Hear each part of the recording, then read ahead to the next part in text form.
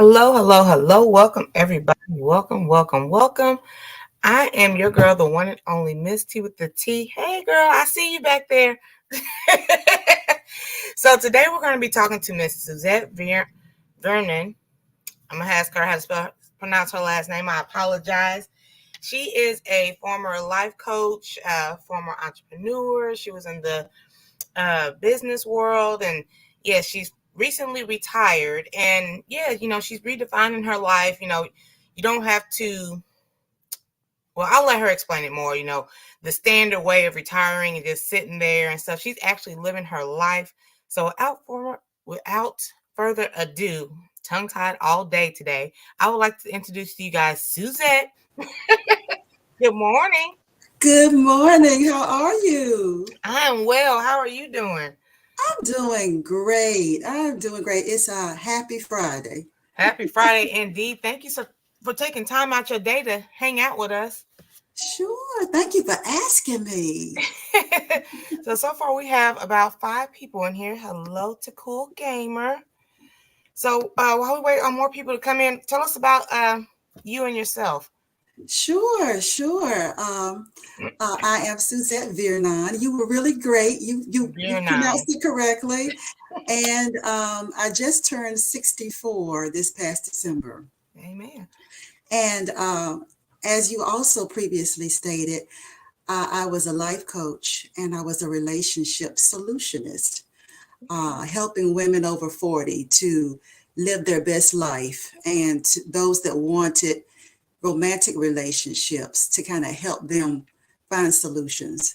Oh man, you To the most retired. You can't help me no more. well, here's the thing, it's funny because what you're born to do, you can't retire from. Okay. And so even though I retired from the work aspect, I say that in quotes, and the business aspect, Okay. I still can't change my journey, my experiences, what I learned along the way. And that is still relevant. And I couldn't stop talking about it, even if I tried. I know that's right. And so, also, like you said, I retired, but it wasn't the traditional retirement. I I had not worked for a number of years with the company that I was going to quote unquote retire from. When I was doing that, I told myself that I was going to retire at the age of 55 Hmm. because I wanted to get out of that. Right. So this is actually my second retirement, because if you consider the fact that I left conventional employment to work for myself, and that evolved into owning a business, then you could say I retired from conventional employment and retired to entrepreneurship. Okay. Right. So that was the first retirement. And hi, I see the people popping up. I'm so glad to see you. And so I did that for a while. And that's what most people dream. It's like they dream to be entrepreneurs. They dream to run their own business. That's the thing. I think that's something that has really taken root with Now the new intensity. I feel as though we cross paths for a reason, because I'm on the road to entrepreneurship, and it's kind of different from being in the workforce, in an office setting or a warehouse setting, where you are the brand. So yeah, I totally understand exactly everything you're saying and speaking of at this moment. Well, that makes me feel good. I'm speaking to you, and I'm sure there's some other people in the audience that are aspiring to do the same thing, that are doing the same thing, that are contemplating whether the answer to their discontent where they are is to launch into these entrepreneurial business ownership waters. And it's really popular. People are turning their side hustles, into lucrative businesses. They're doing their thing. Or I'll say some are, Right. okay?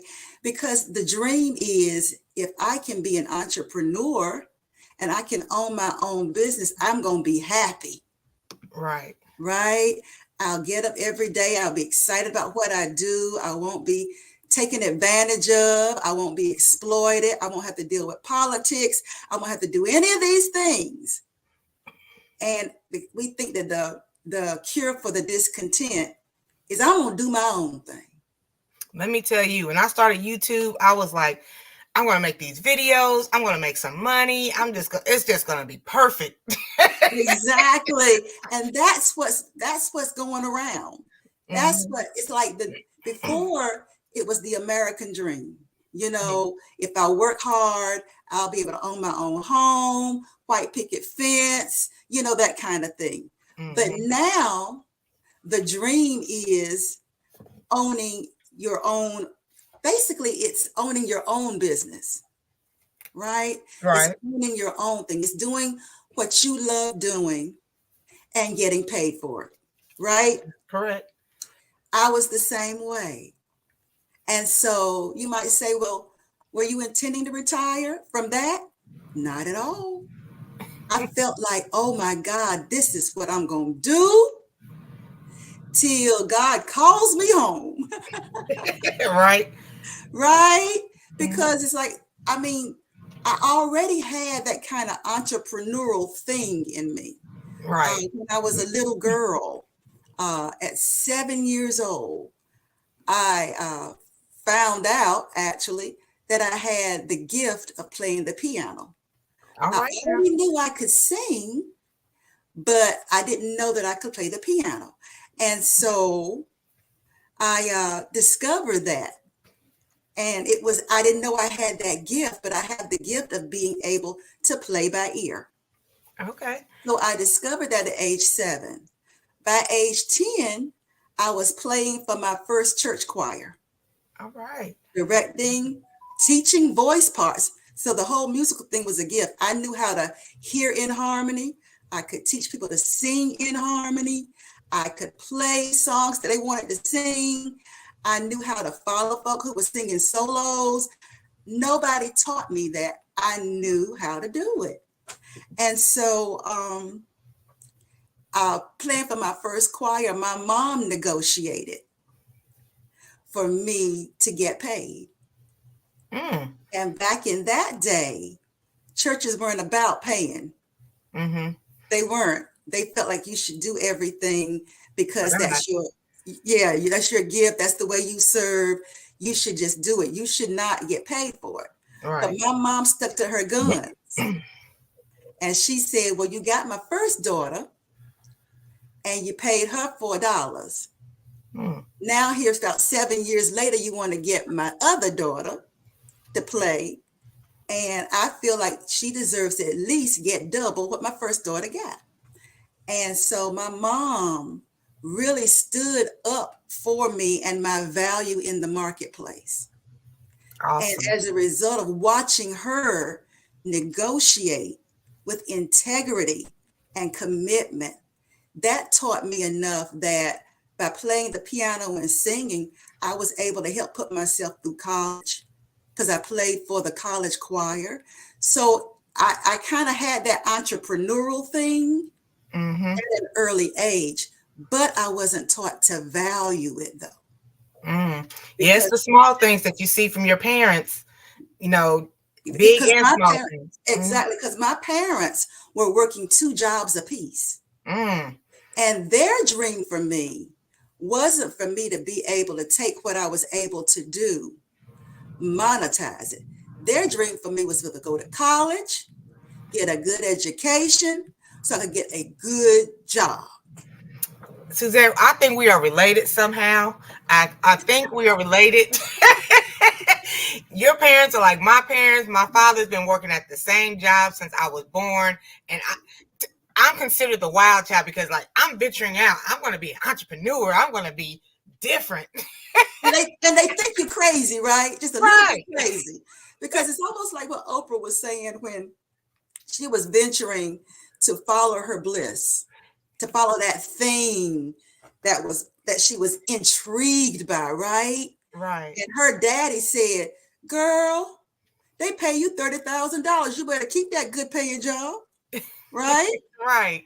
And that was the world our parents grew up in, right? And so even though I had this gift, and even though my mama fought for me to be paid for it, at the end of the day, I wasn't taught to value it because they only valued college.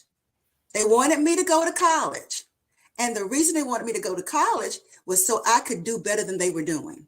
And they thought that the pathway to that was get a great paying job that paid you good money so you wouldn't have to scuffle. My dad used to have to go ahead and scuffle, right? So you don't have to toil, so you don't have to struggle, so you don't have to eat powdered eggs and drink powdered milk.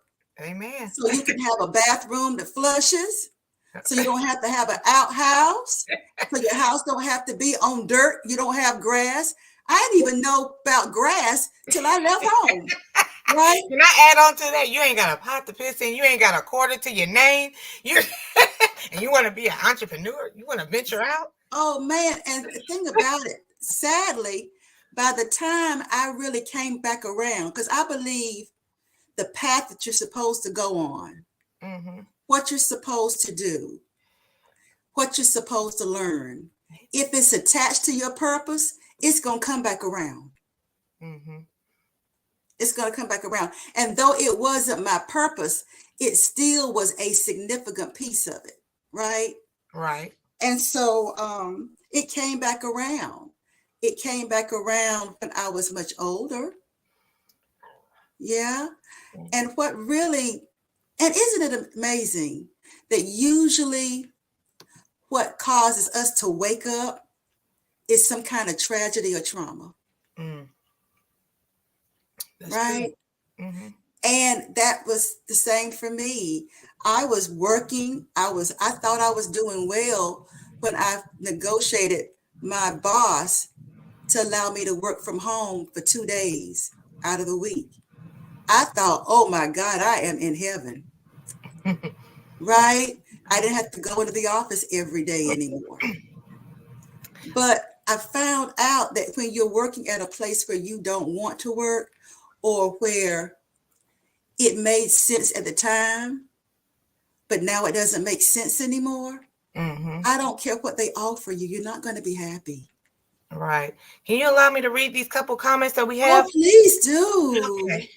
So Sweet Thumb is saying we are all out here trying to be our own brand, whatever that is, which is correct. And Living Out Loud, the podcast After Dark, is saying, I'm over here having an epiphany. I don't know how to value myself as an artist in the marketplace. I never have. And hello, Keisha. Okay. Oh, man, y'all have said a mouthful because it's true. If you don't know how to value yourself in the marketplace, you're going to be lowballed. If you don't know how to value yourself in the marketplace, you're going to struggle. You really, really, really are. And I think that's the piece that people don't tell us. We think that in order for us to excel, we have to be at the top of our game. We have to be the best. We have to be able to show everybody we can do it bigger, bolder, and better. And we think that that's tied to the technical part of it. Right? So we go to school, we get certified, we go and get all these things that we think are going to justify or bolster what we have, so we can compete in the marketplace. Right? But the thing about it is, if you bring a work for somebody else mentality in the marketplace, it's not going to work. You're going to get eaten alive. And many of us put more money and investment in the technical aspect, making sure our stuff is pristine, making sure our stuff works, right?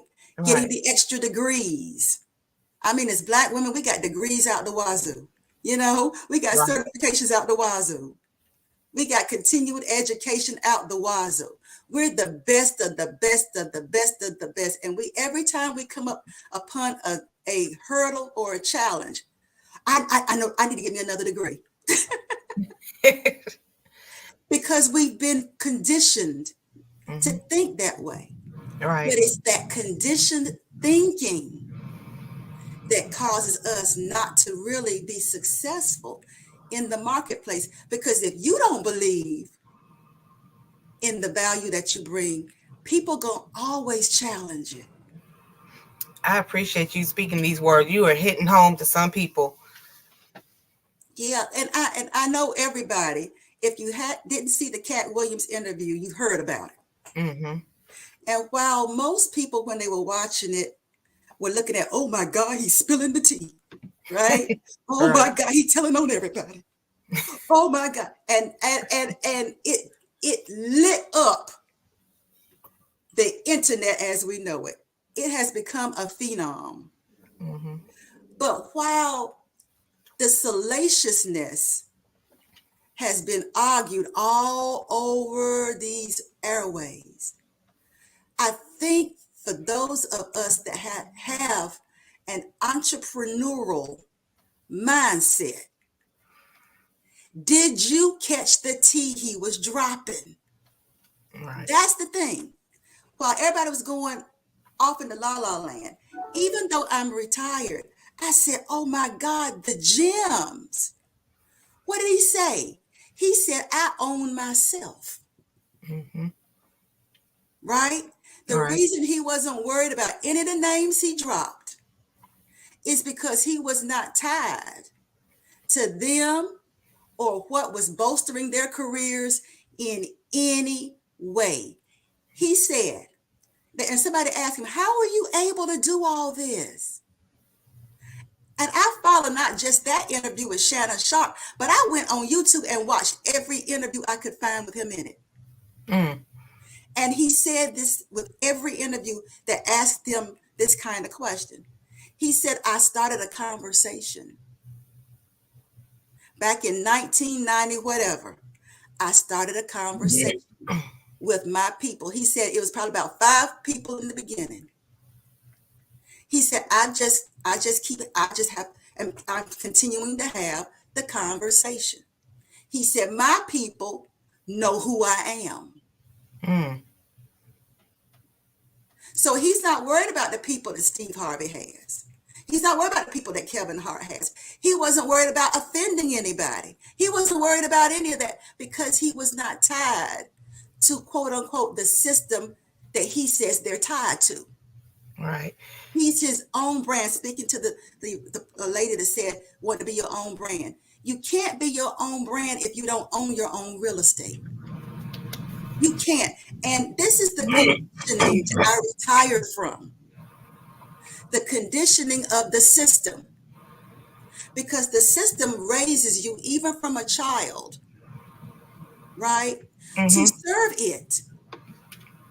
You're educated to serve the system. They start young. Then when you get to high school, what are they doing? Telling you about college, right? And you go to college not to learn to be your own brand.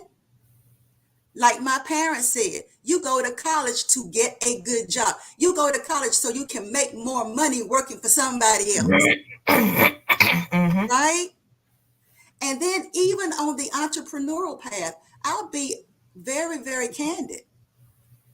Even on the entrepreneurial path, what do they tell you if you want to become an entrepreneur, own your own business? What do they tell you? You got to go get a loan. All right. So they got these different entities set up that you got to prove to them.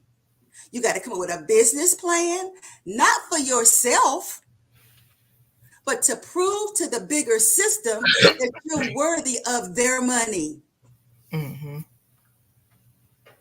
it's not a free and clear loan.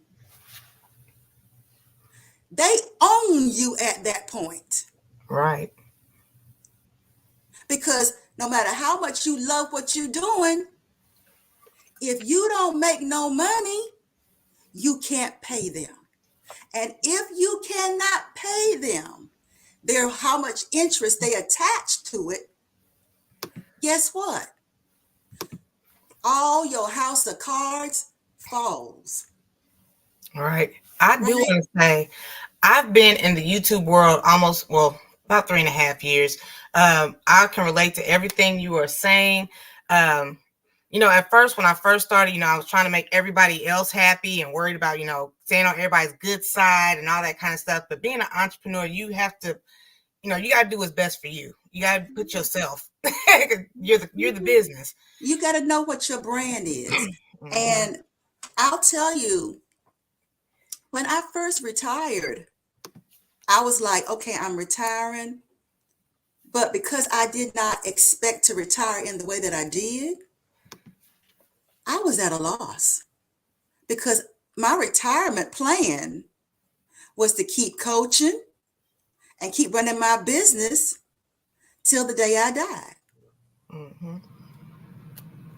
Right? To keep right on helping people achieve their goals, to keep right on helping them with their life issues, to keep and to the business part was to provide a platform from which I could do that. Mm-hmm. And have the income, the revenues to do it. Because I had figured out what my true dream was. So, because there's a dream behind the dream. And many of us are focused on the dream, the externals, but there's a dream on the inside of you behind the dream, right? And so I got clear about what my dream behind the dream was, but I wasn't clear in how to make it happen. My dream behind the dream was 4 things. I wanted to wake up every day excited about my day. I wanted to do meaningful and fulfilling work. I wanted to live my life on my terms. That was numero uno, actually. Starting out, I wanted to live my life on my terms. I wanted to wake up every morning excited about my day. I wanted to do meaningful and fulfilling work, and I wanted all the revenues necessary to support all the above. That's what I wanted. So I was clear about the dream behind the dream. I was clear about the fuel that was fueling my desire for entrepreneurship and all that. Because in order for me to have all that, I felt like I needed to leave traditional employment, strike out on my own. But just because I knew that's what I wanted didn't mean that I knew how to get it. And so with the old traditional mindset, and also most of us were raised to chase money. Mm-hmm. That's how we decided what jobs we were going to take, what they're going to pay me. Right? Right. Secondary was whether I was going to like it. Right? For most of us. Or even if it was the other way around, they still had to pay us a certain amount because we knew we had bills to pay. Mm-hmm. Right? We had to keep up the rent or the mortgage. We had to put our kids through school. We had to pay for their basketball uniforms. We had to do these things. So money was always, to a certain extent, the deciding factor. Mm-hmm. Right? But the thing about it is, back to Cat Williams, what I heard him say was he built his own brand on his own recognizance. He owed no one. He built his in a way that he didn't have to be tied to the system. Right. Even as an entrepreneur, even as a celebrity, even as a thought leader, even as any of these things, he did not have to worship or kiss the ring of the machine. Right. And that's the part that I didn't understand. Even as an entrepreneur, I still was connected to the machine. I still thought like that because, like I said, I had already been conditioned from a little girl.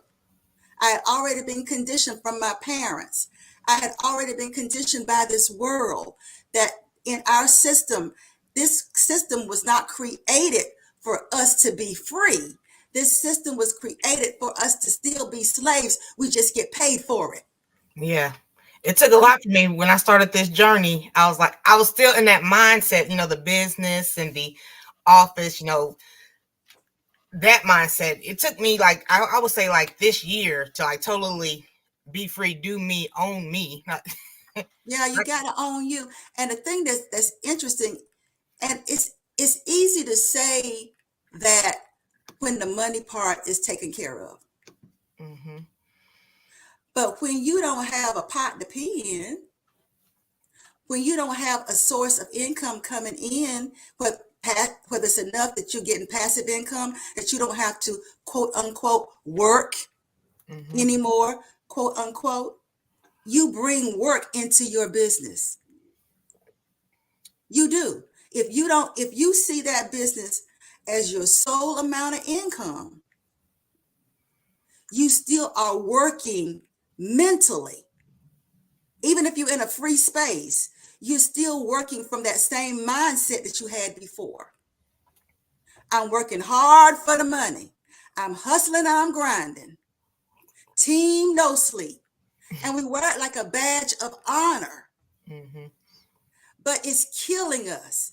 And I don't believe being an entrepreneur, owning your real estate, owning your voice, owning your God-given gift that you're sharing with the world is supposed to mean that you're killing yourself softly for it. Yeah. But again, it's still all in the system. It's a part of the system. We were raised with it. It's in our pores. It's in our molecules. The only part it can't touch is the part, the divine part of us that God created. That's the only part that's off axis. Yeah, work till you can't work no more. They don't Right? care. And unless we tap into the divine purpose from which we live, and allow God to order our steps and to navigate us through this thing, we are already serving a mindset that has been put into us from the time we took our first breath on this planet. Mm-hmm. And I did not see how still connected to the machine I was until I retired. At the age of 62, I early retired. I'm collecting my benefits right now. Not because I need the benefits, but because I'm owed the benefits. That's right. Why should I continue to toil in this system that I'm still kissing the ring? I'm still trying to use your strategies. I'm still trying to use all these different things. I'm still doing my business, but I'm still doing a business plan. I'm still printing up cards. I'm still doing those things that I was taught to do. Alonzo Hall, I'm sorry, I did not mean to cut you off. I'm sorry. Alonzo Hall said, "Oh my God, salute to you. You are speaking to me right now. I'm slowly killing myself." Yeah, a lot of people are.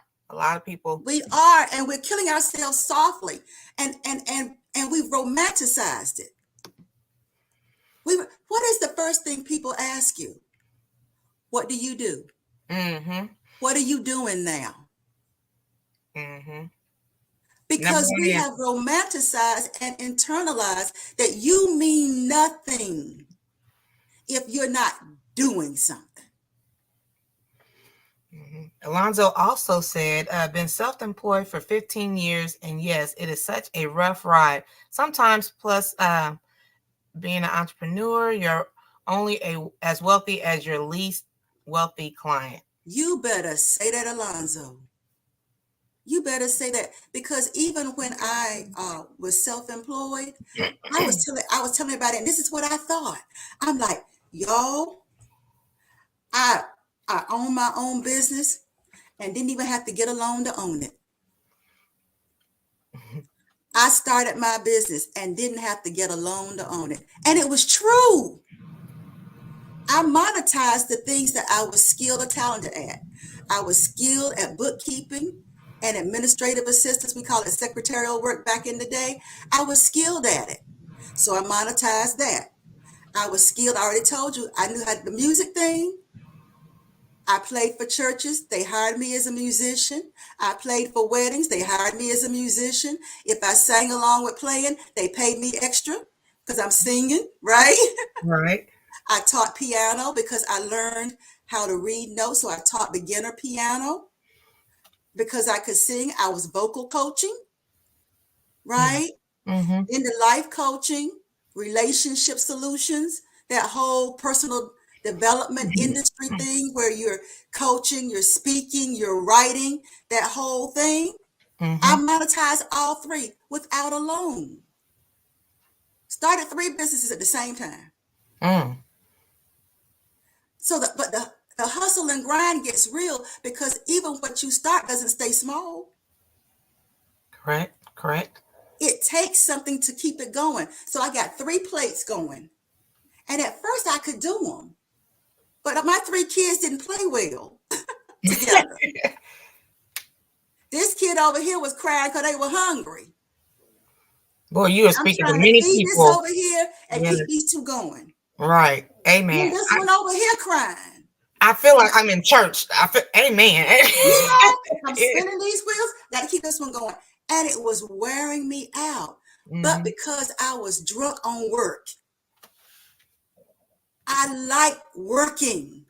I thought that made me somebody. I like being able to get paid for what I did. And it was sexy. It was sexy to be able to get out and say, baby, I'm getting my grind on, honey. I'm making the paper. I'm doing the thing. I'm making it do what it do. Right. They paying me for this, honey. Mm-hmm. And everybody's like, you girl, you go girl. Because in this world, we glorify the hustle and grind. If you ain't hustling and grinding, if you ain't got nothing to show, people go, oh, excuse me, Ma, look at the time. Yeah. You cease to have any value to in their thinking. You doing nothing. What? Well, let me go to somebody who's doing something. Cause ain't nothing you can tell me. You ain't doing nothing. I tell people, oh yeah, I have I'm a content creator. I have a YouTube channel. Oh, you got a little channel? You got a little, okay. Yeah, little channel. Right. You got a little channel. They don't value it unless you reach the eligibility requirements for YouTube to pay you. It's a system. The people who own the system are the ones that benefit, right? And that's what I heard in Cat Williams' interviews. He owned his own brand. Even something Oprah said when she was being interviewed for The Color Purple. She said that in the beginning, of course, you know, it's legendary what her story is, that she wanted that role so bad she would have done it for free. Remember that? She was talking about that role when she first was Sophia. Right. Purple, right? And she said that it wasn't until she was talking to Steven Spielberg that he said that he owned himself. But she's like, well, basically, who do you work for? What do you know? He's like, no, I own myself. She's like, she didn't even understand that you could own yourself until she found out that Amblin Productions is Steven Spielberg. And so that's when it was conceived in her heart. Oh, I can own myself.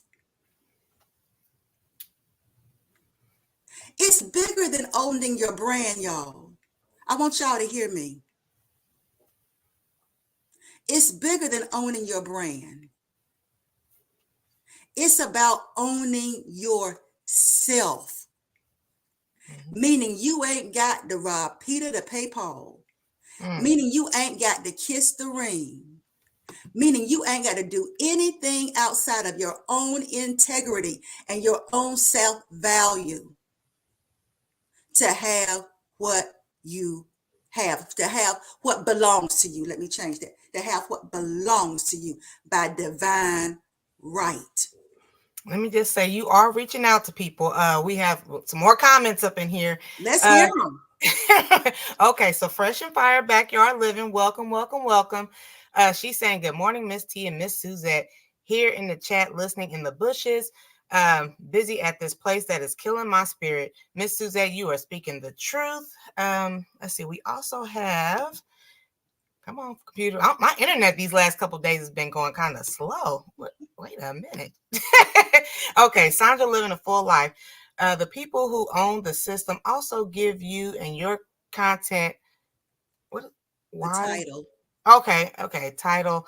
When you reach a certain point of numbers. Okay. Yeah, it's all about the money. It's all about the Benjamins. They don't do that to make you better. They don't do that to make your dreams come true. They do that to make their dreams come true. Right. They're the ones And that they're really using benefited. you, and they're dangling something. Money. Again, that dream. Mm-hmm. They know what you dreaming. They know what you want, and they've packaged it in a way to makes it look like I can do this for you if you do this for me. Mm-hmm. But here's the thing, it's not equal. Because you're giving them your soul, your mind, your peace, your body, your sleep, your everything. That's why I said it's slavery. You are killing yourself for that thing, that carrot that they're dangling. And they're only dangling you one thing when they own the whole thing. Mm-hmm. So they don't have to do anything. They can just employ you. And sit back. And watch you do all the work. Mm-hmm. You know, it was the thing about, I can't remember what it was, where somebody was saying that they were getting paid. I know what it is. It's the same thing with property, right? With gentrification. The people, the system as it is, and y'all all know what the system is. Mm-hmm. The system, the way things are framed. You might have only paid, or your parents might have only paid, what, $20,000 maybe for the home that they own, right? Or the home they were working at owning. Mm-hmm. Then here comes somebody, because we don't have our values in the right place, and because what? We've been conditioned to take the money. We've been conditioned. Only a few people value what they've owned and have a legacy to leave. But a lot of times that legacy is broke down because all they could do was own it. They couldn't pay to keep it up. Right? So the system, you paid about 20,000 something, and they say to you, you know what? Because we have this idea that we want to do to vitalize whatever, we will offer you 100,000.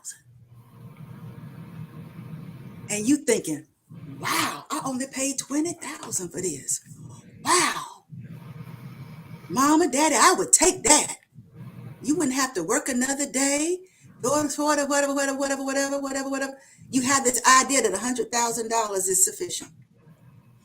You paid $100,000, you get moved out of your house. These days they don't even mow the house down. Mm-hmm. They keep the house, fix it up.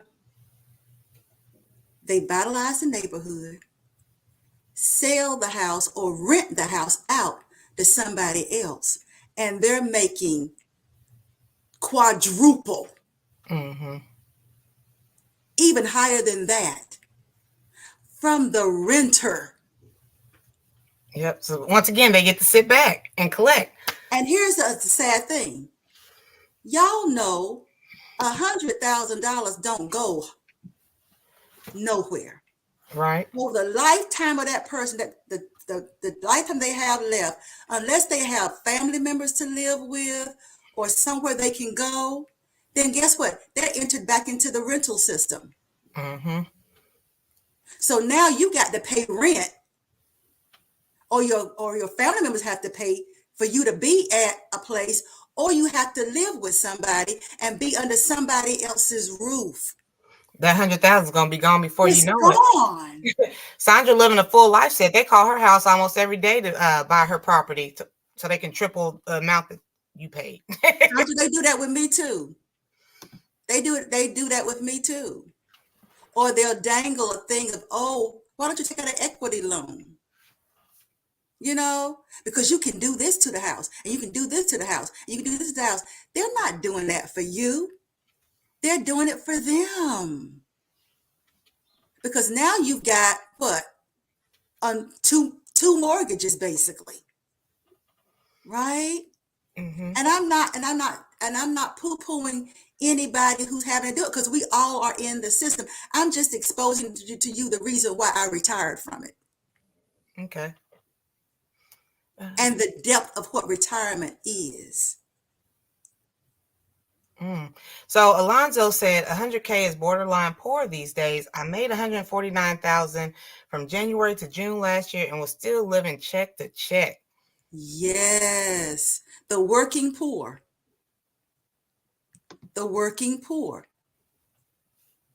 And that's what I retired from. And it took a minute, because I didn't even know that's what I was retiring from, y'all. Because like I said, I didn't intend to retire. I was going to continue to coach. I was going to continue to be in the personal development industry. I was going to continue with my business. I was going to continue to do that. But guess what? When what you produce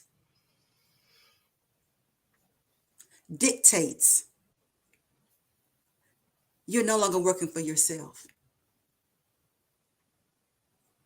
It's almost like instead of working a traditional job, you've traded that for you still working. Now you're working for what you've produced. Mm-hmm. Now it's running you. Instead of you running your business is running you. It's running you ragged. I've never seen so many people take their laptops on vacations. That's me. I'm not going to lie. And it's not for the joy of it. It's not for the fun of it. Even if you're on social media, what are you doing? You're marketing. Mm-hmm. Even if you're on the beach, you take a picture and you're marketing. Mm-hmm. The grind don't stop. The grind don't stop. 24/7. The grind don't stop. But guess what? We'll stop you. All the things you've ignored. You know, that's why I'm a single mom. I have a daughter doing social media, YouTube, marketing, all that stuff. She comes home about 2:30. I try to shut it down. Like, I don't want to miss this moment, especially she's a senior, about to leave, go to college.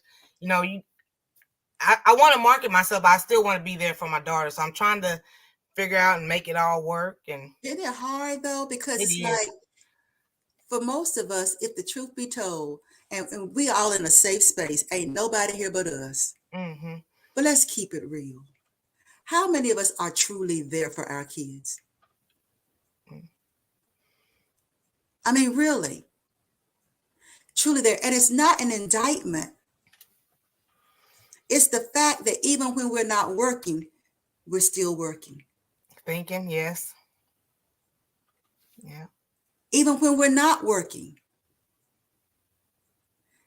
One of the things that I had to really condition myself and discipline myself when I was working for myself and I was working from home, I had to condition myself not to stop what I was doing to go do laundry.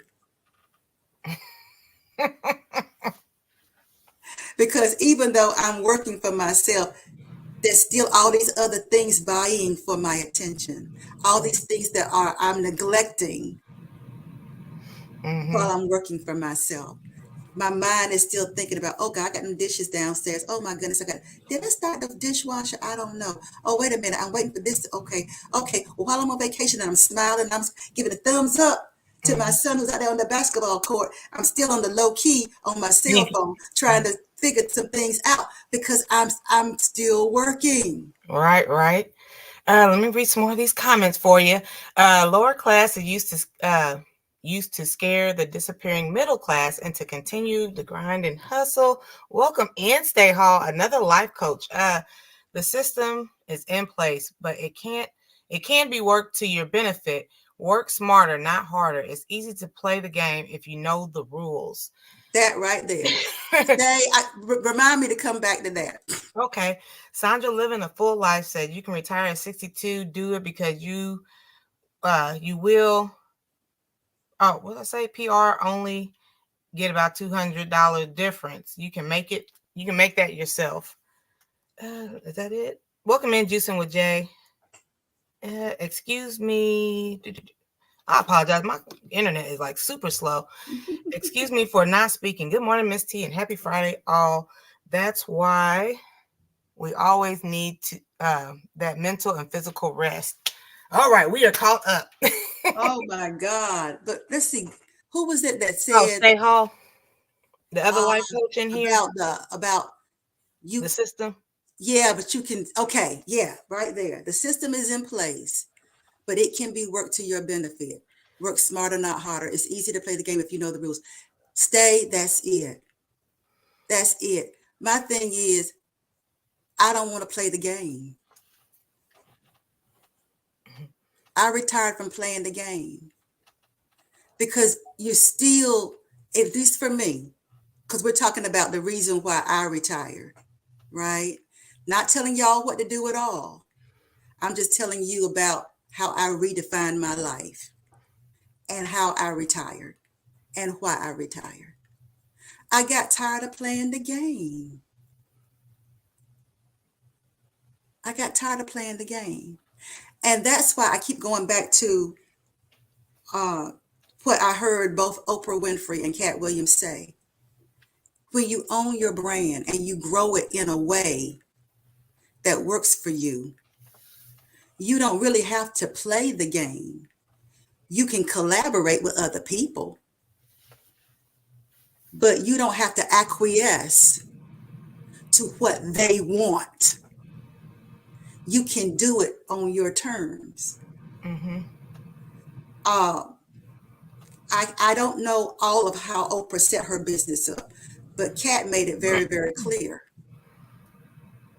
He started a conversation with some people that are now willing to pay money to continue the conversation. So therefore, he doesn't need anybody to tell him what he can talk about, what he can't talk about, how long he can talk, any of that. He takes his tour from city to city. And if you want to, he has to find venues for it, for sure. But it is his tour. Nobody has to. You see what I'm saying? Mm-hmm. He doesn't have to do anything the system wants him to do. He has his own thing. And I did not realize that by early retiring, that was what God had navigated me to. I didn't know it. It was funny, my sister and I were talking. She said, well, you say you've retired, but you're still doing the same thing. She said, you're still coaching. You're still speaking. You're still writing. So basically, what have you retired from? I've retired from being owned by anything else other than me. Amen. I don't have any other wheels to grease. I don't have a business I have to run. I don't have to make money. All those things that took the joy out of what I was sent here to do and how I was sent here to shine in this world. That real estate called me that I was meant to own. I am no longer dependent on it. Even if the Social Security ends, I'm still okay. I just want to say you got the comment section on fire. I'm so glad. We got over 35 people in here. Sunshine said, I can't sleep most nights because I have so much on my mind. That is me all the time. Sweet Thumb is saying that we become better consumers than workers, changing that will break current systems because we support it. Fresh and Fire at the Job is saying 100% correct standing. Okay. She's speaking to Sunshine, and the tactic is very effective. Okay. RLM. Good morning. Did I read that one? Okay, they said hello. Okay, I read those already. Welcome in April Showers. Welcome in Passionately Intrigued Arts. Okay, I'm caught up. Okay, there we go. Because if I were to leave any kind of advice, if I were to be so bold as to give it, what I would say, and I hope the takeaway from this is this: own yourself.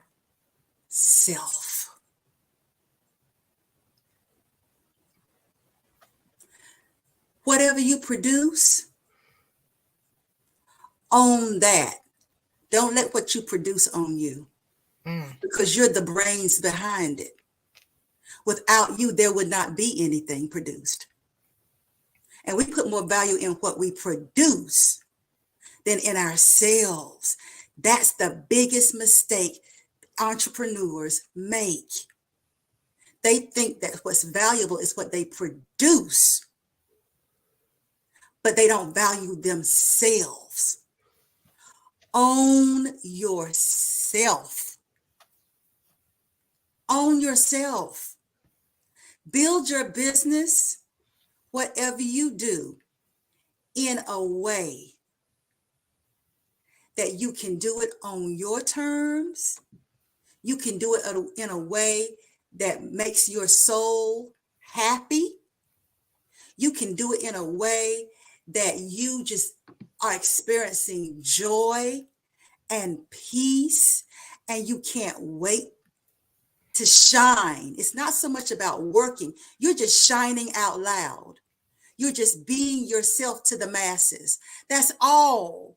Own yourself. And if you have built your business in a way that you are working for it and it's not working for you, then it's because your foundation is shoddy. You've put more value in what you've produced and not yourself.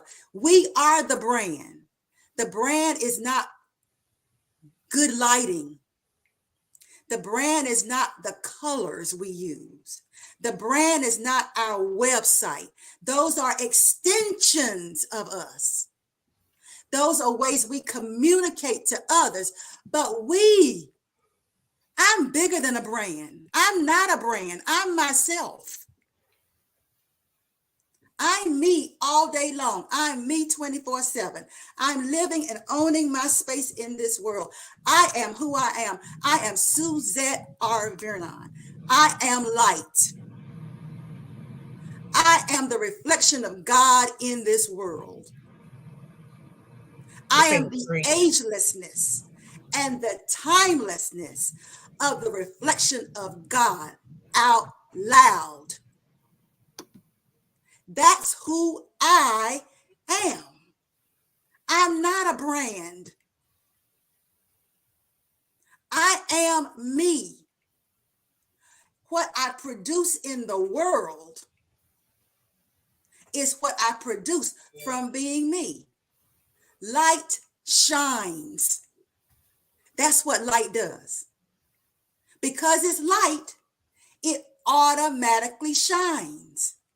But when you allow, or you're in a system that wants to control how you shine, you don't own it anymore.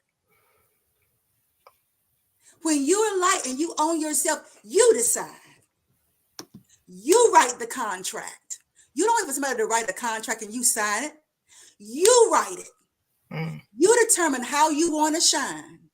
You determine how you want to shine in this world. Because this is an extension of you. You're shining all the time. So what I've retired to is I've retired to shine. That's all I have to do. That's why I'm still coaching, still writing, still speaking, but I've retired from everything and anything that tries to minimize, challenge, undermine my shine. So everybody's asking about this, like the thing you have a YouTube page, which no, I found her on Instagram with her name Suzette Vearnon. You can find her, connect with her, speak to her. But yes, at the moment she does not have a YouTube page. I apologize. Oh yeah, but what's her page? I'm on Facebook. That's where I shine the brightest, y'all. Okay. That's where I shine the brightest. The place where I shine second brightest is Instagram. Okay. Right. Right. My YouTube channel is old, so I don't know what's quite on that. But the thing that's the thing that I had to get down to. My shine is me. What y'all are getting? This is just me shining. And what Miss T did, she just gave me she just offered me a platform to shine. That's it. I'm not working, I'm shining. Right? Mm-hmm. And if somebody says to me, well, Miss Suzette, we want you to come speak on our stage. We want you to come speak on our stage. And this is what I want to pay you. Well, then I decide if that's enough for me to shine. Are the terms, are what you offering me enough for me to shine? Mm. Or do you want to control my shine? Mm. Another thing that Kat said, they asked him about his net worth. He laughed. He said, I'm probably wearing it. Because he's no longer chasing money. You see, the thing about it is when money no longer becomes the thing that defines you,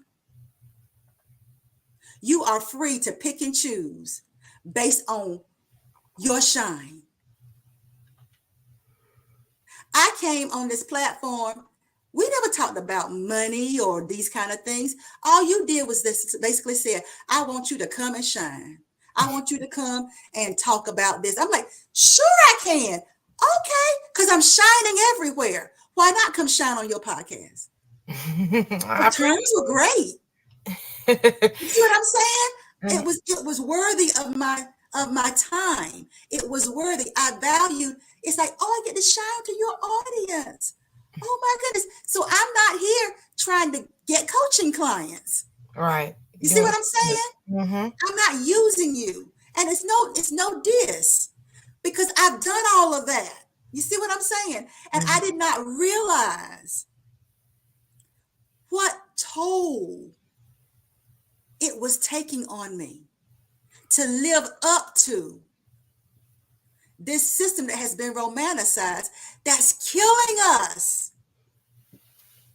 That's killing us. Heart disease is going through the roof for women.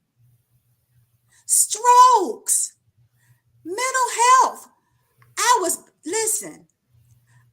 Because I was so used to, and my pain point was work.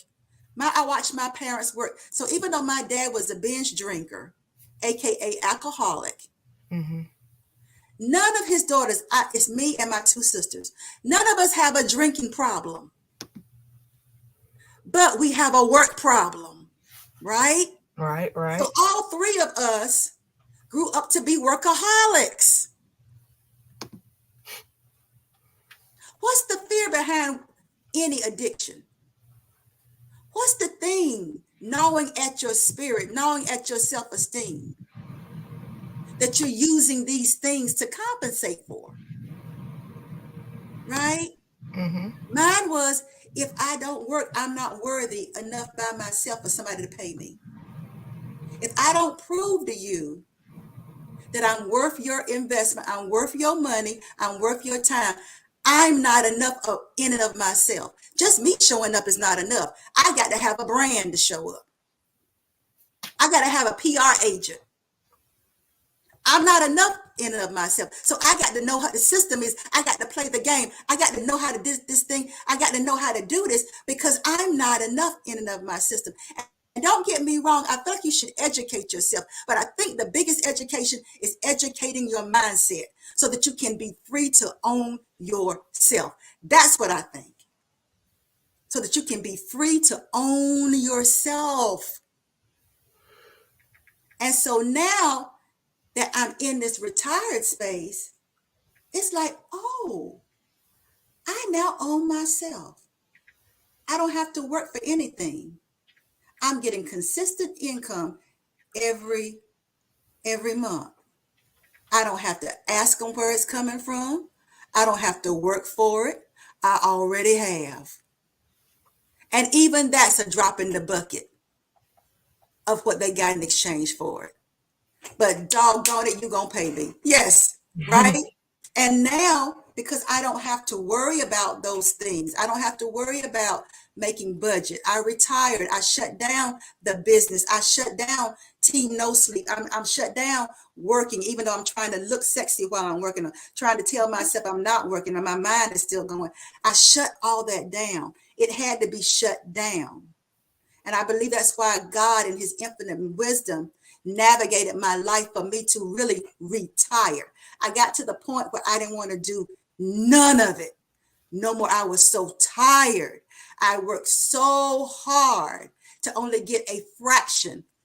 It's like you do everything you do and you only getting a drop in the bucket. I got sick and tired to the point that I wasn't coaching. I wasn't writing. It's like what Fantasia was saying. She said that she lost everything twice. What gave her rise? It was her gift. It wasn't what she looked like. It wasn't any of that. She came on American Idol with that voice. She came with herself. But then after she won it, she got hurled into what? The entertainment system. The industry that says you're supposed to do this, do that. And because she came in green, she thought that everybody that offered to help her meant her good. Because she came in green and had attachments. Again, her mindset, she was not prepared. Her mindset was the same one. She wasn't prepared. She had the gift, but she didn't have the preparation. So she comes in there and she gets almost eaten alive twice.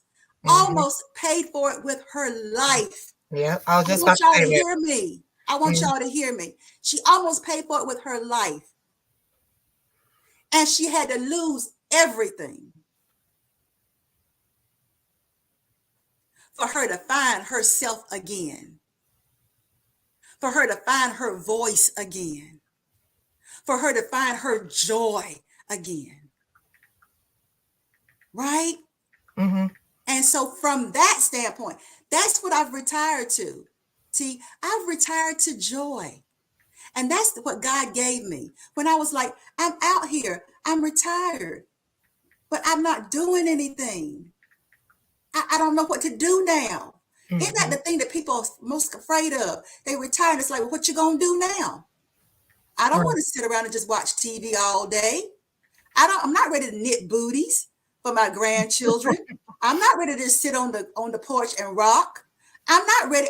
There's too much still in me. What am I retiring from? I don't want to retire to monotony, to boredom. I don't want to retire to none of that. I don't want to retire. I don't want to sit around bored and alone and not knowing what I'm going to do. And all I do is get up and breathe and then go to sleep. I don't want that. So I'm out. I'm like, okay, God, you've retired me from what I thought I was going to retire, what I thought was my retirement. So now, God, you done retired me from that.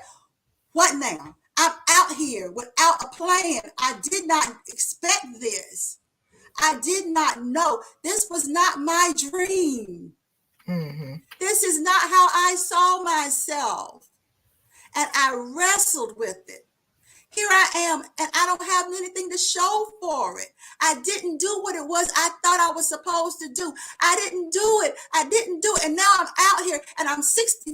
At the time, I'm 62 years old, and I've lived 62 years, and I still Sure, I've impressed people, but I haven't impressed myself,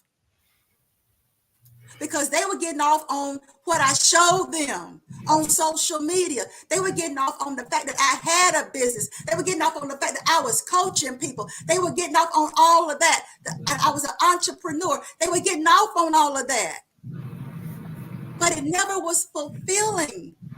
It was taking more than it was giving. And now here I am. Almost like it feels like somebody just hit the remote and sped through my story to the end. And here I am.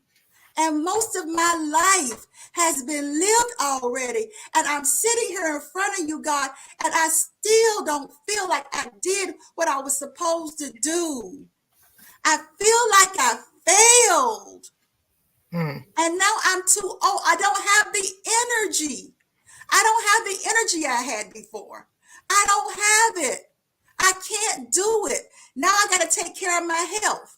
Now I got to take care of the things that got broken down while I was hustling and grinding. Yeah. So now this has got to be my focus now. I can't do it. I can't push it anymore. I can't, God. And here I am. What was it all about? What was it for? And I thank the God that created me, that said, you are enough. It wasn't about all these things. It was about you. I retired you from all of that so I could finally show you that it wasn't the things that you did. It was always about you. You just did not know how to value your gift. You are your gift. And the reason all this other stuff got torn up is because you didn't build it on that. You built it in accordance with the system, a system that was never designed for you. A system that was never designed for you to have freedom. A system that was never designed for you to have joy. A system that was never designed for you to own you. So I retired you from that. Amen. I know a lot of us have been through that. So now I found my voice again. Like Fantasia, who said, I just was singing because I love to sing. That's what I was born to do. So now I'm just doing what I was born to do. I'm letting my light so shine. And I get to decide what lets me know whether it's the right thing for me, T. It's my soul's joy. That's right. You're reaching out to a lot of people here. Living Out Loud, the podcast said, oh my God, where's my box of tissue? My spirit is rejoicing right now. J.K. Gardner. For those of us with children, we have to redefine how we educate them to live a freer life which sustains them. Let me see it. I see another one in here. Hello to Resilient Dad. Wellness with Frugal Mama saying yes. And Socks in the Garden saying you're absolutely correct. Facts are being spoken. They don't want your money. They want your life. Yes. Hello, Indiana Jackson. You know what? That's true. They want your life. They don't care about you. And the thing about it is when you don't value you, then you don't care about you either. If you love you, why would you stay up all night and deprive yourself of sleep? You see what I'm saying? If you love you, why are you living on a fast food diet? Because you're so busy going from here to there, you don't even have time to eat. If you love you, you treat yourself better. The reason they treat you the way they treat you is because you don't value you. You don't know what about you is lovable. You don't know what about you is worthy. You don't know what about you is worth money. You don't know it. So when you don't know it, you depend on them to tell you. Y'all, I hope y'all are hearing me. Yeah, I think you getting across the people, over 40 people. I retired from anybody telling me my value. I retired from anybody else telling me my worth. I retired from it. That's why I'm happy. So when people ask me what I do, I'm like, what I want to. That's freedom. Mm-hmm. I don't have to dim my light so I can have your money. Mm. God is showing me how to make my own from within myself. Yes, ma'am. And I'm making it and putting it out there in the world in accordance with my value. So if my value is I'm going to get my 8 hours of sleep. If my value is I'm going to eat healthy. If my value is I do what I want to do the way I want to do it, then you set your life up and you set your business up. You set it up to serve you. Nobody else gets a vote. You've taken away all their votes when you have built your life around you, when you have built your business around you. Nobody else has a vote. Nobody can tell you how to market. Nobody can tell you what you need to do because you know the value you bring and because you are shining.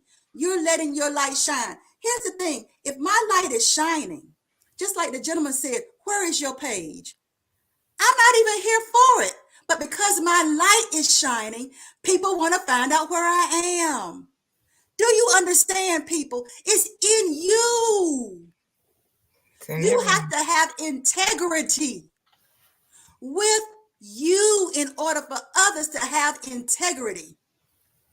You call the shots. They don't get a vote. If you want me, you got to have me on my terms. If you cannot have me on my terms, then you are not the right one for me. I don't care how much you pay. I'd rather have my little to your lot. And I'm not debating. I don't know if what Cat Williams said was true or not. I don't know. I don't care. That's not the part of his interview that I zeroed in on. The salaciousness of it, I did not zero in on. I zeroed in on the brilliance of his mindset. I zeroed in on the fact that this man who does not look like what people would describe as somebody who looks wealthy, somebody who looks like a multi-millionaire, somebody with the skin color of mine, that he left home at 13 years old. And the only thing that he was sure of was that he had a relationship with God. That was all he knew. At 13, he emancipated, hear this, he emancipated himself from the system that did not value him. Sadly, it was his family.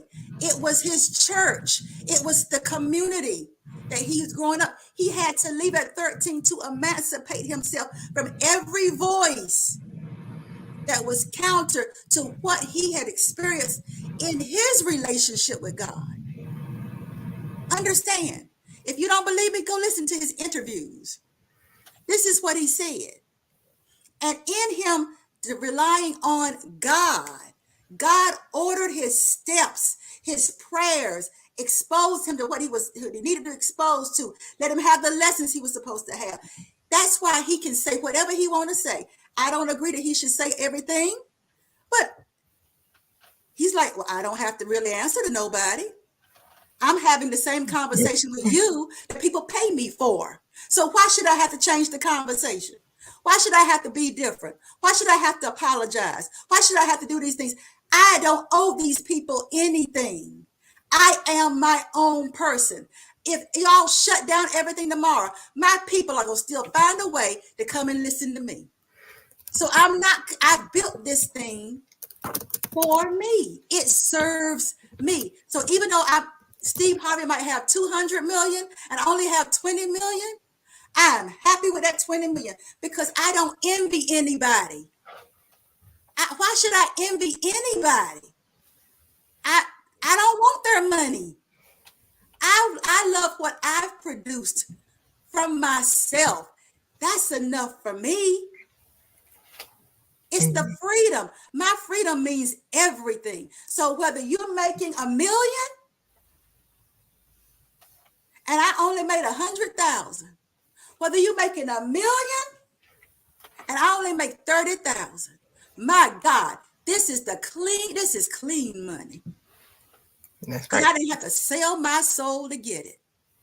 Do you understand what I'm saying, y'all? Mm-hmm. So your assignment, as it were, your homework assignment, as it is to look at what you have built and look at what it's connected to. What's making you work yourself to death?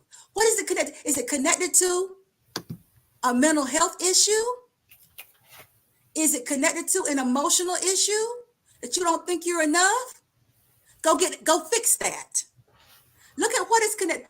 Look at what your killing me softly is connected to. And strategize with the chief strategist, with the God that created you, that gave you your gifts, your talents. Strategize with the God of your understanding, with the higher intelligence, with the higher consciousness, with the something greater, with the bigger dream. Sit with the bigger dream and fill up those holes that are trying to keep you from it. Mm-hmm. If your bigger dream is freedom, look at all the areas where you're not free. And it may take you a while because it depends on how deep your roots are in it. It may take you a while. If your whole business is built on serving somebody else, doing what somebody else needs you to do, if you have to serve a contract that you didn't write or one that somebody put, it's benefiting somebody else more than you, you may have to work a little while to work yourself out of it. It may take, but at least make that your focus. Amen. At least make it your focus. I'm just speaking to everybody. More people are coming in and chat's just moving and agreeing, and it's awesome. Let me see. Did I miss anything? All money ain't good money. We got people at the doctor's offices. Where'd it go? Miss Shirley, the OG Gardener, at an appointment, speaking and saying hello.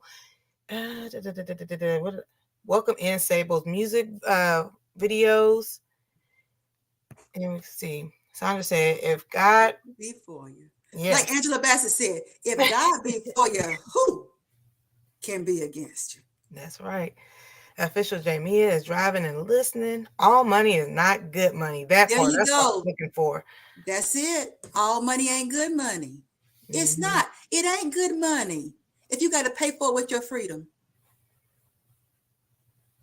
It ain't good money if you're killing yourself softly. But they make you think that's what you have to do. And honestly, if you are buying into the system, that is what you have to do. So I'm saying, if you're in it, work yourself free, y'all. We have examples of people who started out with nothing that show us it's possible. There's no reason you can give me.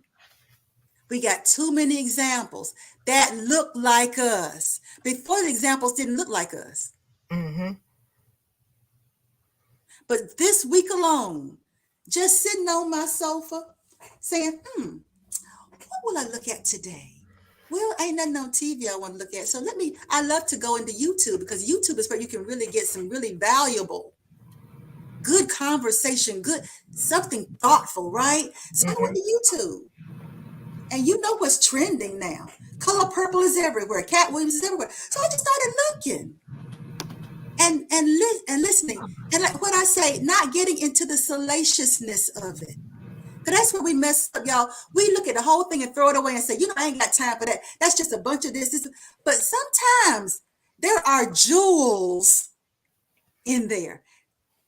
I can fast forward the whole first 30 minutes. I am not concerned about not one person he mentioned. I am not concerned. That is not my business. They living their lives, that's their business. I'm not concerned. But when those gems, where he is not tied to anything but himself, y'all, that's our dream. Isn't that what emancipation was supposed to be? And let me tell you something. We have, and I was thinking about this thing this morning. We have traded freedom for access.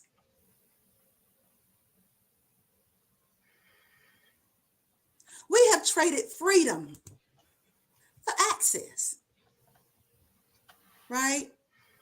And it was set up that way. Think about it. If what we've been told historically is correct, and I'm talking to people of color here, if what we've been told is correct, well, actually, I'm talking to Black people. I'm talking to people who were born here in America that understand what I'm getting ready to say. Because it is very specific to us, because I can only tell you what I have lived in, and that's where I've lived. Okay. Even though I'm of African descent, and I am doggone proud of it. Okay. My experience is just here in America as a Black person. And the thing about it, even people of African descent, sad thing, when you come here, you're living under the same limitations, the same biases that people of our complexion live under. So I want you to hear what this is how it started. So first you are providing labor for nothing, right? Mm-hmm. You quote unquote get emancipated, which it takes a while for all the states to catch up. Let's be clear, right? You get emancipated, but now because you have only worked for somebody else, only a few people had a bigger dream. So some people went on to do, but for most people, that's all they knew was working for somebody else under that system. So even though you get emancipated, they say, okay, well, you can come back, do the same job you were doing, but I'll pay you for it this time. Because you're thinking that if I get paid for it, it will give me access to what free people have. Understand? We think it'll give us access. It'll give us access to housing. It gives us access to clothes. It will give us access to food. It will give us access to these things. Right? Mm-hmm. Okay. So, and even this thing about the American dream. The American dream is, I want what you have. And if I make enough money, I will have access to it. So now we're making money and we're spending it all on access. I have access to travel all over the world, right? Mm-hmm. I have access to 5-star restaurants. I have access to luxury cars. I have access to the bigger houses. I have access. I can start my own business. I have access. I can send my kids to private school. I have access to Harvard. I have access to Yale. Do you see where I'm going? Mm-hmm. You have access, but do you have freedom? Mm. So basically, we've been emancipated to access. I'll have what you have because I've been shut out of what you have. So now I can go into any restaurant I want to go in. Whereas before, even when we got emancipated, was there not colored only? I want y'all to hear me. And if you are new and coming to America, I want you to understand the soil that your skin is putting you on, okay? The list that you're being measured by. Understand? So you come here and they say, okay, we'll give you money, you get access. But you're still working for the same people.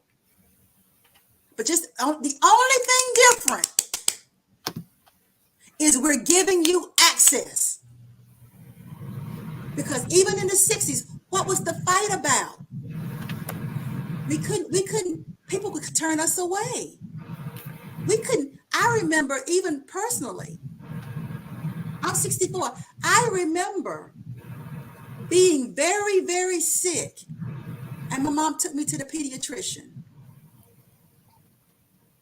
I was very sick. I remember it so well. I could hardly hold my head up. But we were sitting in another area. I didn't understand why I could hear children laughing in another room. And when I peeked into the other room, they all had white skin. And I'm like, because and in that room, they had this little train. And it was in a glass, and the kids could push the button and watch the train going around. And I was like, I want to go in. I want to see the train. My mama said, no, baby, we got to stay in here. And I said, and the thing about it, I had been there before, and I was able to go push the button to watch the train. So I couldn't understand why I couldn't go and push the button. I had done it before. What I failed to understand was the time that I did push the button, I was in the room by myself. This time there were other little children in the room. They were white little children. I could not go in the room where they were. I had to stay in the other room, and I had to wait until all of them were seen. We were there almost all day long with me sick. I was burning up with fever. I want y'all to understand. And they got to me last. I could have died. Mm-hmm.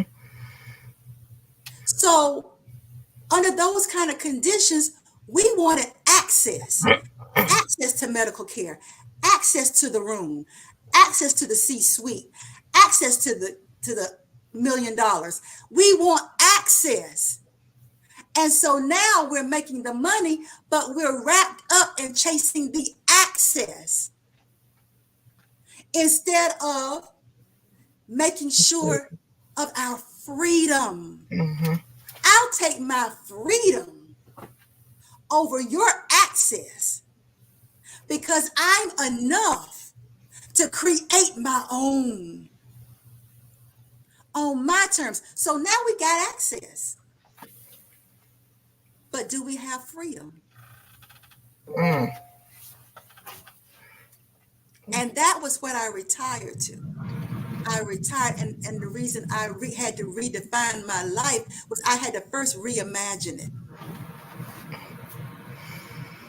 I had to reimagine my life now that I didn't have a business, now that I wasn't trying to get coaching clients, now that I was not in that system anymore.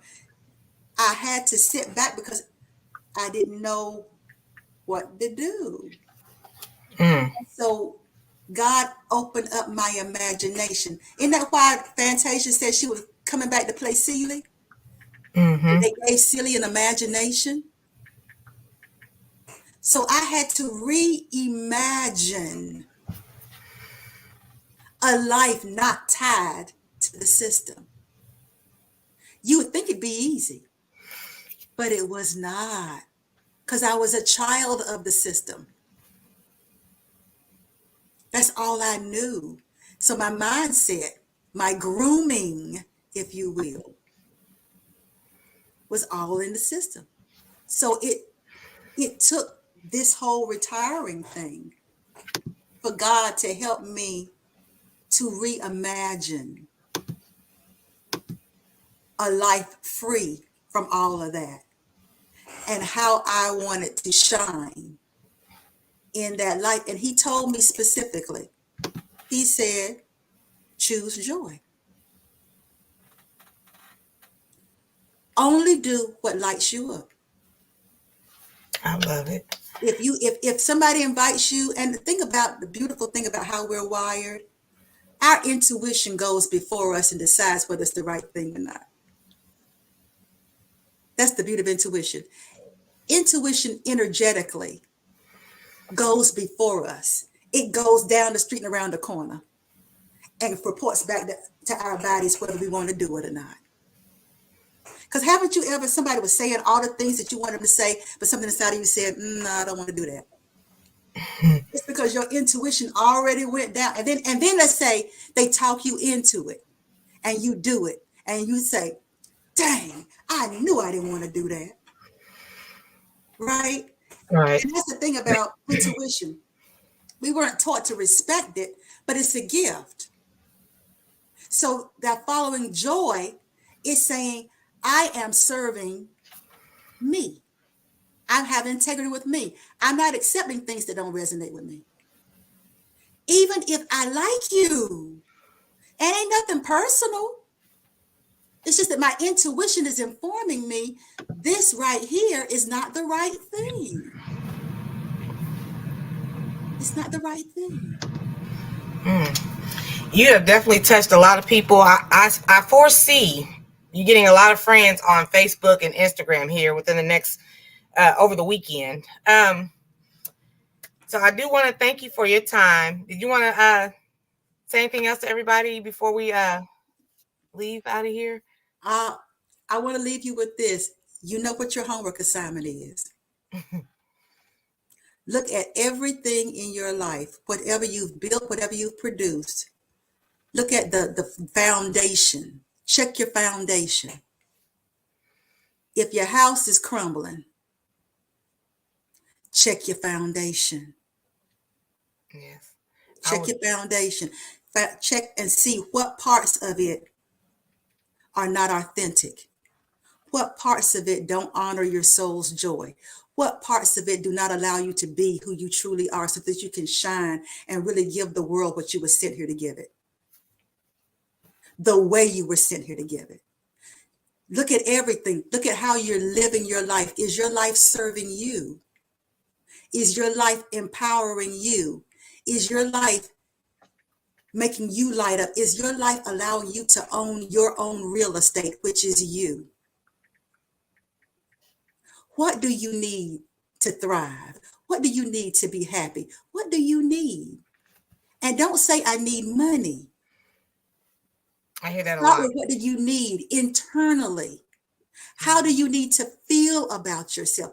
What do you need? What's lacking? Maybe you need to go to therapy because your self-esteem is not what it should be. Maybe you don't know your worth.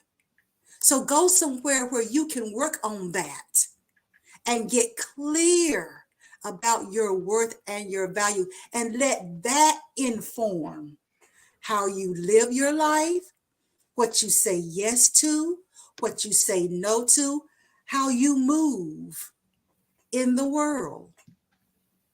Have integrity, because lights just shine.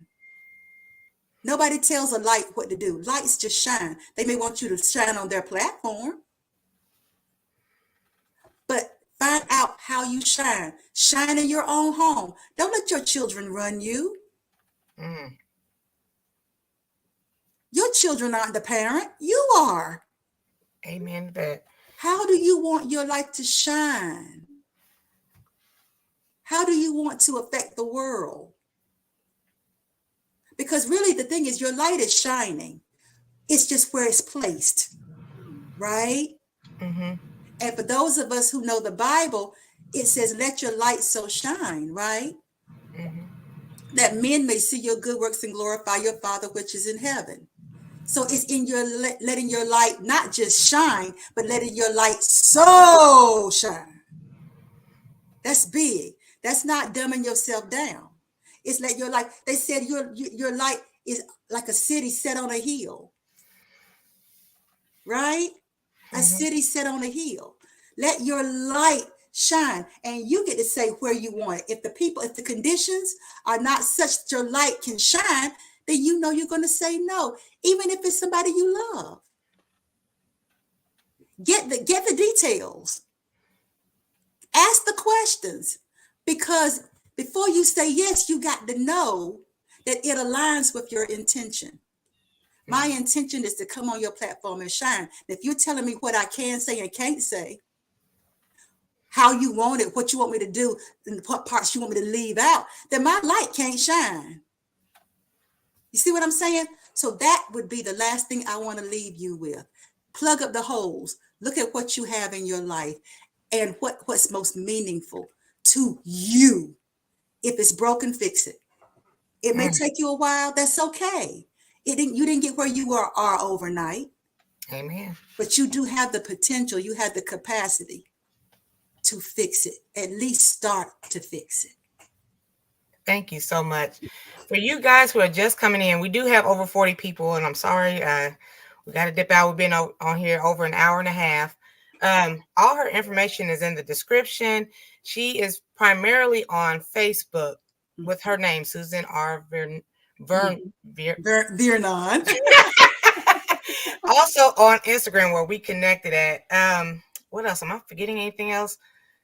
Yeah, that's pretty much it. Oh, Saturday, this is not related to the topic, but Saturday I will be on with I Bring It Every Day, another content creator. For those of you who do not know, I used to know how to crochet very well. So she's going to reteach me how to crochet, something I can do, in my spare time. So I will be with her at 9:30 tomorrow morning. If somebody wants to drop I Bring It's link to catch that Eastern Standard Time.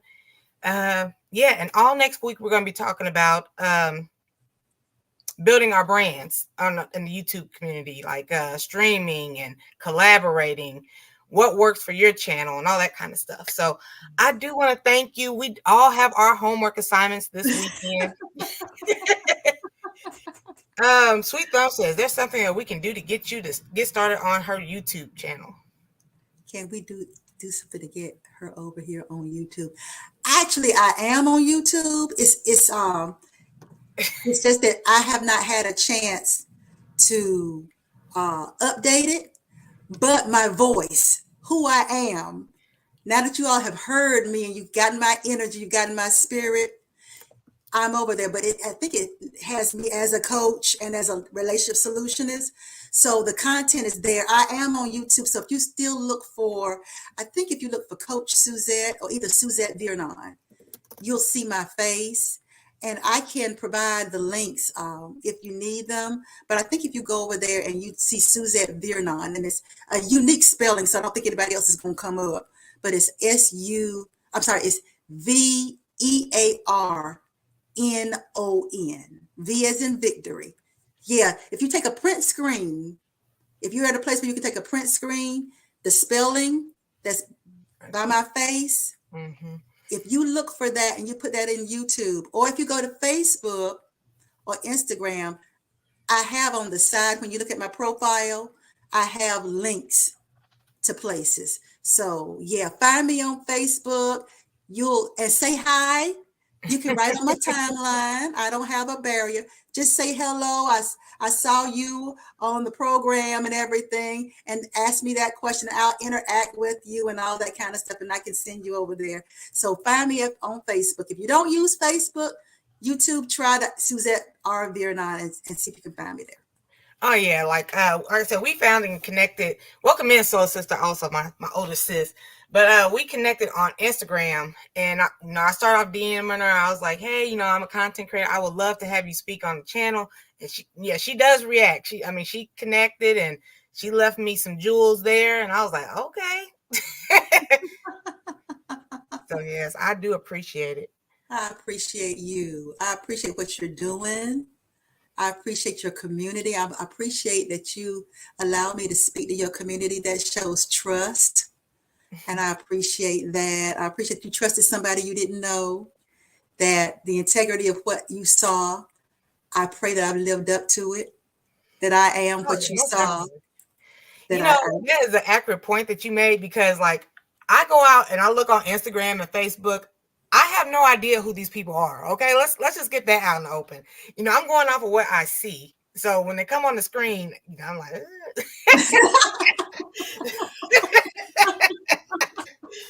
so yeah, that was 100% on point. Oh, somebody's found it. Thank you. It's in the chat, y'all. Somebody's found my YouTube.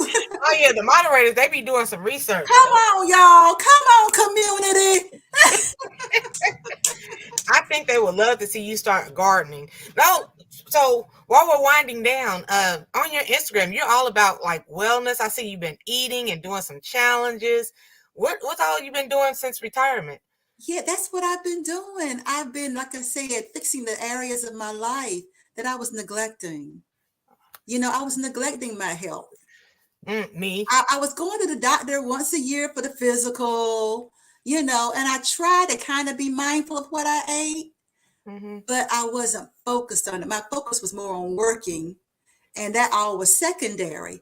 And so now, because I understand my new assignment, that because I know that I am worthy, and I know that I am myself, and that's worthy and that's enough. Now I'm taking care of myself. And part of that is being healthy. Part of that is plugging up the holes in my own health and wellness, because see, my vision is to have energy. My vision is to have vigor. My energy is when my 6-year-old male grand twins come over, that I can hang with them. I can jump around with them. I can run with them. I can get in the floor with them. And at 64, y'all, that takes some work. So I'm doing the things to serve my dream. And my dream is to be healthy. My dream is to be independent. My dream is to have joy. And so I'm looking at all those areas. Like I gave y'all homework assignment. That's what that's about. And I'm just shining. I'm just letting my light shine. So whatever I'm doing, I'm just putting it out there. See, she is Sunshine said, if you start gardening, she will even send you the seeds. Let her know what you need. I'm pretty sure somebody can get you some soil, some vermilite. This where you go. Okay, a watering this tastes good. Have you ever done gardening? Well, you know what? I never have. And I'll be honest with you. I grew up, like I said, on the dirt road. My dad always had a garden wherever we went. So I did not do the gardening, but I did have to kind of work the garden, and I did not like it. Oh. I am the bougiest country girl you will ever meet. Scared of bugs, scared of worms, I can't stand flies, can't stand gnats. I don't like to eat outside. If you have a cookout, I'm gonna be eating in. I'm just where'd you grow up at again? So I'm the one out in the garden going, that was me. Okay. Where were you raised? What state? I grew up in North Carolina in a place called Kinston, which was rural back in the day. They called themselves a city, but I still see the ruralness when I go back there. But I grew up that way, and so, yeah, I know about gardens and seeds and all that kind of stuff, but baby, you ain't gonna get me physically. People are like, oh girl, get in and you work that soil, but there are worms in that soil, y'all, and there are bugs. I can't with it. I cannot. We are family. We are. They were like, pick it off and just eat it. I'm like, you ain't gonna wash it off or no, we just gonna eat it? Okay. I can't even walk barefoot in my yard. Listen, the ground be moving underneath me. I can't do it. Oh, they are cracking up. Thank you, Miss T. I'm looking forward to seeing more of her channel. Get this lady some seeds. Let's see. Sammy Joe said, I used to be like that. Look at me now. Oh, Sammy Joe has acres. Oh my God. And soil sister. They said they still love you, says Sasha. Oh, thank you so much. Man, I'm still trying to adapt because they sent me a lot of seeds, and I'm just kind of like the bugs. See, I tried mine indoors. I found this group about how to grow stuff in containers. So if you were to look at my kitchen, I got containers. Mm-hmm. And I tried. I did some cilantro. I did some parsley. I did some mint and all that stuff. All my stuff died. That just did.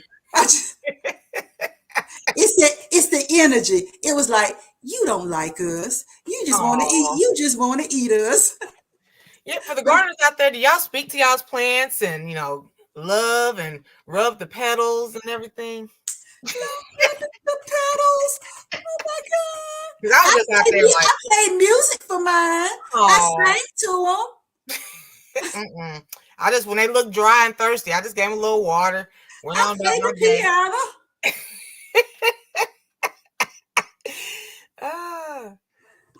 Oh my God. After I cut that cilantro off, it was like, okay, deuces. Deuces.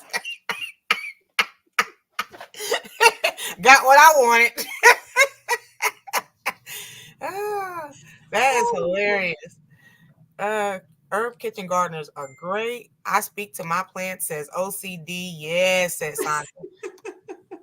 The plants have names. See, mine don't even have names. Above and beyond.